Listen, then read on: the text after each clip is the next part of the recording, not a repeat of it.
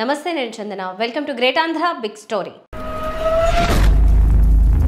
YS Jaganmohan Reddy MLA అభ్యర్థుల విషయంలో చేస్తున్న పెనుమార్పులే ఇప్పుడు ఆంధ్ర రాజకీయాల్లో హాట్ టాపిక్గా మారాయి. తెలంగాణ ఎన్నికల ఫలితమా లేదా సర్వేల ప్రభావమా అనేది ఖచ్చితంగా తెలియదు. కానీ ముఖ్యమంత్రి జగన్ ఏమాత్రం ఛాన్స్ తీసుకునే పరిస్థితిలో లేరు. గెలుపుపై డౌట్ ఉన్న సిట్టింగ్ ఎమ్మెల్యేలు చాలామందికి ఈసారి టికెట్ ఇవ్వడం లేదని చెప్పేస్తున్నారు.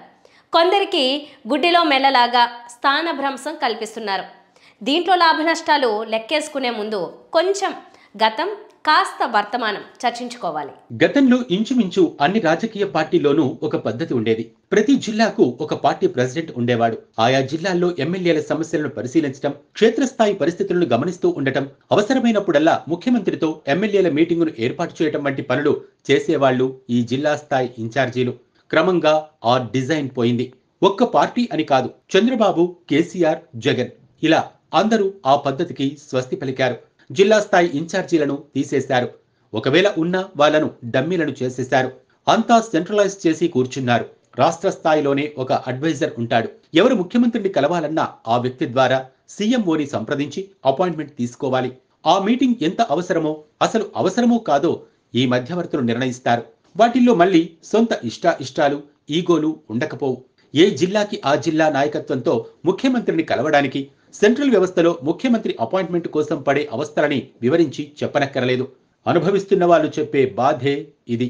గతంలో సీఎంఓలోని ఆఫీసర్లు రాజకీయాల్లో ఇన్వాల్వ్ అయ్యే వాళ్ళు కారు. అలాగే ప్రజాక్షేత్రంతో సంబంధం లేని ఎవ్వరూ కూడా వ్యూహకర్తల పేరుతో సీన్లోకి ఎంటర్ అయ్యే వాళ్ళు కాదు. ఎందుకో కానీ ఒక పార్టీని చూసి ఇంకో పార్టీ ఏదో ఫ్యాషన్ లాగా ఈ వ్యూహకర్తలకి స్థానం కల్పించి వాళ్ళ స్థాయిని పెంచాయి. పోనీ వీళ్ళ దగ్గర ఏమైనా అద్భుతాలు ఉన్నాయా అంటే అది కాదు. ఎందుకంటే వ్యూహకర్తగా పేరు పొందిన ప్రశాంత్ కిషోర్ బీహార్లో పార్టీ పెట్టుకున్నాడు. అక్కడ కనీసం 4 ఓట్లు వేయించుకుని ఒక గ్రామ స్థాయి నాయకుడయ్యేంత శక్తి కూడా చూపలేకపోతున్నాడు.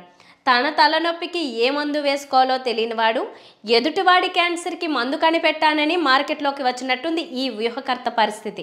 ఇదే పరిస్థితి రాబిన్ శర్మదైనా, సునీల్ కనుగోలుదైనా. వీళ్లకు క్షేత్రస్థాయిలో ప్రజలకు, ఎమ్మెల్యేలకు మధ్యన కెమిస్ట్రీ ఎలా నడుస్తుందో తెలీదు. తోచిన విధంగా సర్వేలు చేసి ఇక్కడ ఈ ఎమ్మెల్యే ఓడిపోతాడు, అక్కడ ఆ ఎమ్మెల్యే గెలుస్తాడు అని ఎలా చెబుతున్నారో, అధినాయకులు ఎలా నమ్ముతున్నారో కూడా తెలియక అయోమయపడుతున్న ఎమ్మెల్యేలున్నారు. 5 ఏళ్లు జిల్లా స్థాయిలో అంటిపెట్టుకుని ఉన్న ఇన్ఛార్జికి విషయం తెలుస్తుందా? లేదా ఎన్నికలకు 6 నెలల ముందు సీన్లోకొచ్చి సర్వేలను అడ్డం పెట్టుకుని ఎమ్మెల్యేల రాజకీయ భవిష్యత్తును నిర్ణయించేవాడికి ఎక్కువ తెలుస్తుందా? రాజకీయం అంటే ఎమ్మెల్యేలు, ప్రజలు అని కాకుండా వ్యూహకర్తల చుట్టూ తిరగటమే హాస్యాస్పదం. ఇదిలా ఉంటే అసలు ఎమ్మెల్యేలనే వాళ్ళు ఎన్నికల్లో పోటీ చేయడానికి ఖర్చు పెట్టుకోవాలి, తర్వాత పని మాత్రమే చేయాలి. అధికారం చెలాయించే విషయంలో కానీ, ముఖ్యమంత్రిని కలిసే అంశంలో కానీ మధ్యవర్తుల కరుణా కటాక్షాల కోసం ఎదురు చూడాలి. పోనీ చేతికి డబ్బు అందుతూ ఉంటుందా అంటే ఎక్కడ? ఆ వెసులుబాటు కూడా లేదు. ఇప్పుడు బాధ్యత మాత్రమే నెత్తిన పెట్టి డబ్బు ఇవ్వక, అధికారం పూర్తిగా ఇవ్వక ఎమ్మెల్యేలని డమ్మీలని చేసేస్తే ఎవరికి మాత్రం మళ్ళీ పోటీ చేయడానికి ఆసక్తి ఉంటుంది? పోటీ చేసి గెలిచినా ఫలితం ఏముంటుంది? ఈ తత్వం బోధపడితే నిలబడ్డానికి అభ్యర్థులే కరువయ్యే పరిస్థితులు రావచ్చు. అయితే ఈ సెంట్రలైజ్డ్ పద్ధతిలోనే డిసిప్లైన్ ఎక్కువగా ఉంటుందని నమ్మే ముఖ్యమంత్రులుండొచ్చు. కానీ రాజకీయం అంటే ముఖ్యమంత్రికి, ప్రజలకు మాత్రమే కాదు, ముఖ్యమంత్రికి తన ఎమ్మెల్యేలకు కూడా పర్సనల్ టచ్ ఎక్కువగా ఉండాలి. ఆ హ్యూమన్ టచ్ ఒక్కటే పార్టీని బలంగా నిలబెడుతుంది. అది జరగాలంటే మధ్యలో ఎవరూ లేకుండా డైరెక్ట్గా ఎమ్మెల్యేలతో 1-to-1 మీటింగులతో రిలేషన్ కాపాడుకోవాలి ముఖ్యమంత్రి. ఎన్నికలు 2 నెలల్లో ఉండబోతున్నాయి.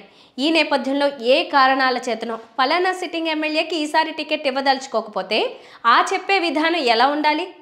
మూడోవాడికి తెలియకుండా నేరుగా ముఖ్యమంత్రి ఆ వ్యక్తిని పిలిపించుకుని విషయం అర్థమయ్యేలా చెప్పి ఈసారి ఫలానా వ్యక్తికి టికెట్ ఇస్తున్నామని, అతని గెలుపుకి పాటుపడమని, ఖచ్చితంగా మరో విధంగా రాజకీయ లబ్ధి చేకూరుస్తానని వాగ్దానం చేయాలి. ఆ లబ్ధి ఏదో కూడా చెప్పగలగాలి. అలాంటి పర్సనల్ టచ్కి లొంగని వాళ్ళు ఇంచుమించు ఎవ్వరూ ఉండరు. అలా కాకుండా ముందుగా చేదు వర్తమానం మధ్యవర్తుల ద్వారా ఎమ్మెల్యేలకి చేరడం, ఈసారి టికెట్ రావట్లేదు మీకు అని వాళ్ళు చెప్పడం వంటివి ఖచ్చితంగా మనస్తాపానికి గురిచేస్తాయి. ఒప్పుకున్నా ఒప్పుకోకపోయినా జనం మధ్యన నిలబడి గెలిచిన ఎమ్మెల్యేలు మధ్యవర్తుల్ని తమ సుపీరియర్స్ గా చూడరు. అలాంటప్పుడు వీళ్ల రాజకీయ భవిష్యత్తును ముఖ్యమంత్రి మాటగా వాళ్ల ద్వారా తెలుసుకోవటం వాళ్లకు నచ్చదు. ఆ పరిస్థితి ముఖ్యమంత్రి మీద, పార్టీ మీద కూడా ఇంట్రెస్ట్ తగ్గటానికి దారితీస్తుంది. తెలియకుండా అసంతృప్త ఎమ్మెల్యేలే కొత్తగా తమకు ప్రత్యామ్నాయంగా నిలబడ్డ అభ్యర్థి ఓటమికి వెనుక నుంచి పనిచేయొచ్చు. ఇదంతా చెప్పటానికి పెద్ద పరిశీలన అవసరం లేదు. జస్ట్ కామన్ సెన్స్ అంతే. ఒక తండ్రికి తన పిల్లలంతా చిన్నవాళ్లే, తన దృష్టిలో అందరూ తనకి సమానమే. అయితే ఆ విషయం ఆ పిల్లలకి తెలిసేది ఆ తండ్రి ఎవరికి వారిని వేరే వారి ప్రమేయం లేకుండా ప్రత్యేకంగా పిలిచి మాట్లాడి బుజ్జగించినప్పుడే. అదే పద్ధతి రాష్ట్ర ముఖ్యమంత్రి తన ఎమ్మెల్యేల పట్ల అవలంబించాలి. ఒకరా ఇద్దరా అంతమందిని వ్యక్తిగతంగా బుజ్జగించడానికి సమయం లేదంటే మాత్రం చాలా ప్రమాదం. దీనికి ఖచ్చితంగా సమయం కేటాయించాల్సిందే. ప్రజల్ని, దైవాన్ని మాత్రమే కాకుండా ఎమ్మెల్యేల మనోభావాల్ని కూడా నమ్మి తీరాలి జగన్మోహన్ రెడ్డి.